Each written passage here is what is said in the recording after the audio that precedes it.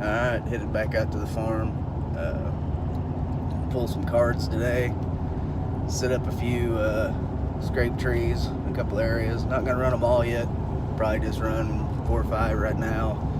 I've got a little bit of homemade lure I came up with for early season. It's just a little bit of buck urine. I took some glands out of the deer last year.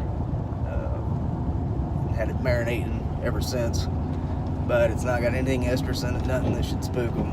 Just straight up something you can run early season in your scrape gripper, kind of like taking early season scrape roll call. So I'm gonna run that. And 2-3 weeks ago, maybe 4 now, I don't know. Last time we came out here, me and Gracie, we moved all the cameras out of the food plots and food and area, and went ahead and moved them into the woods, onto crossings and along the road and places. When they go to eating on acorns and all the fruit bearing trees, they're going to be in the woods, so places you can catch them maybe coming across. So they should be settled in there.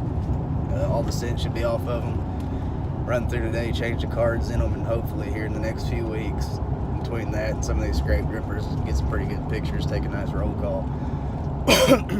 So all the food plots in good shape. It really surprised me. They were dirt last time I was out here, just burned up, and mowed them down, and we got enough rain. The clover's really come back. So rather than take a chance and try to plant something and not make, we got quite a bit of good clover. We're going with that. So clover it is. Shooting house is gonna need a little bit of work. I don't know if something settled on it, or we had that little earthquake a little while back. I don't know why it would be that. It's all I can think of. But one corner of it settled, and she's leaning. It's a little iffy.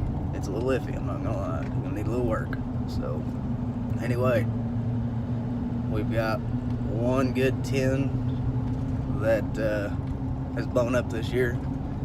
He's been pretty local. He's always been a 10 ever since he was a year and a half. He had little 4s. So, and last year he was a good 3.5.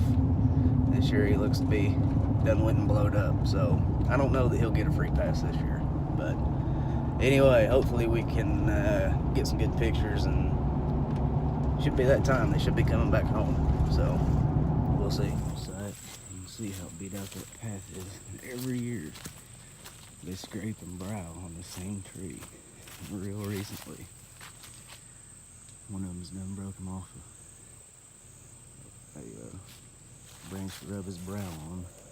So we're going to put a little mock scrape about 20 yards out from here and put a little bit of orbital gland on the brow, a little bit of lure in the hole, and see if we can't keep him checking this spot. Alright, I don't know if you can hear me. I should shut the truck off. This is the stuff I made up. So we're not going to have these drip for very long, just enough to get them started. All about 1/3 of the way full will last you quite a while, honestly. These only drip during the daytime. The only thing I can figure is the sun hitting it, warming it up, builds pressure in there enough to push it out. But anyway, we'll see. I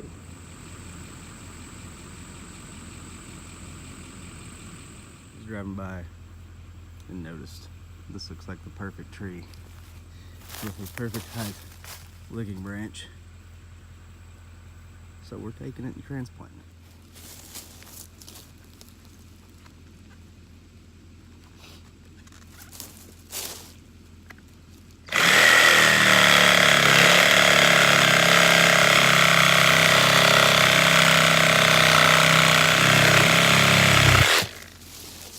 I'm a logger. Alright, what I'm looking for here is I've got my licking branch, my orbital tree, rub tree, whatever the heck you want to call it.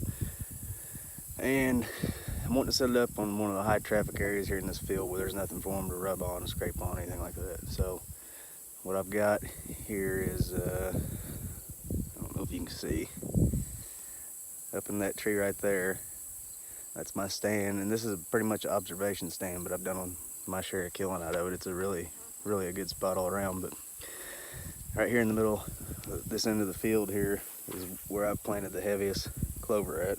And I want to stick this to where if I happen to be out here hunting and a buck comes in range to check, he comes to check it, he's in range. So not necessarily planning to kill off of it, but just want him to at least walk downwind of it to see if anybody's been by. So we're gonna find us a good spot here and plant this sucker in the ground, see what happens. I can't find a spot, but that is a auger for drilling holes, setting hole sets, whatnot.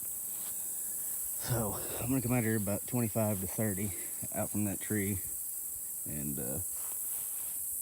drill a hole, and we're gonna post it up, and it's trial and error. So if it don't work, we'll know better next time.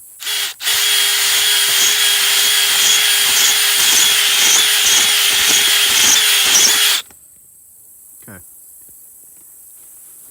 Just drilled down about 15 inches or so, and then I drove us a little rebar stake just for some extra support. Pruned everything up to about chest high. That right there is the perfect tree to scrape under, to brow on, and to rub. And it's alone around. They can't resist it. I mean, if you're a buck, you know what kind of trees you like. They're gonna see this and be like, I gotta test that sucker out. So this is where you gotta be smart though. You don't want to, this is in a major feeding area where you want them to hang around. So it is too early. We put a bunch of bucks sitting around in here. You don't want to hang a scrape dripper this early in a place like this just yet. So I've got 2 different kinds of orbital gland, and I would doctor this branch up with it. But the biggest thing you want to do, about where you want to put it, just kick your scrape out. Just clean the ground. That's all you want to do. You don't want to put any sin in it. You just want to clean your spot out. Now, when I do stuff like this, I like to try to do it before rain. That way a lot of this scent that I'm leaving all over the place here, it won't take near as long for it to get washed off.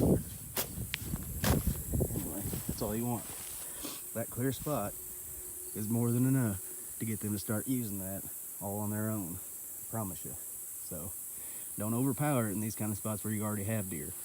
Alright? So this isn't to attract them. This is just to get that one that you want to shoot just to come into range if he happens to come by while you're hunting here.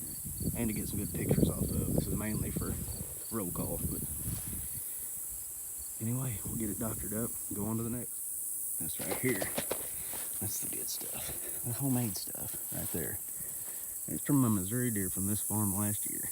So, they may be like, well, there's old Lumpy, he's back. And again, they may be like, I see Lumpy get shot, I know what's up. So anyway, I'm just gonna, that right there. Dose down. Right there, get a dose down. Stick a few of the tips down in there like that. Just like that. So, and that's more than enough. More than enough.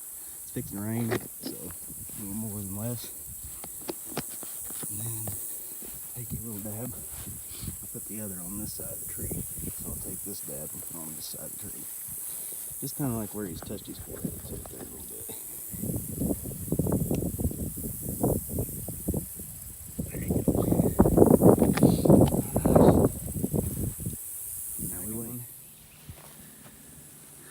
Something tougher this time.